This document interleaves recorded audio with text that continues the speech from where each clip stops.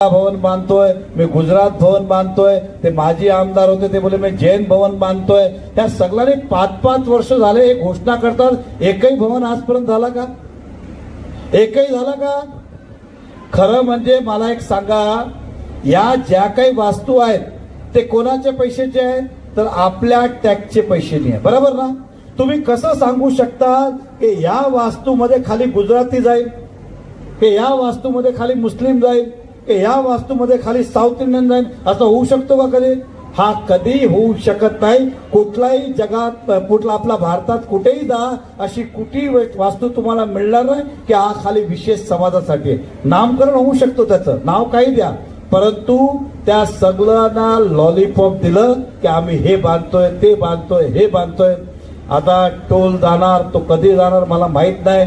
नंतर सांगितलं दिवाळीला आम्ही एअर टॅक्सी चालू करतोय. ते अनेक भाषणं आणि घोषणा, पण प्रत्यक्ष काही नाही.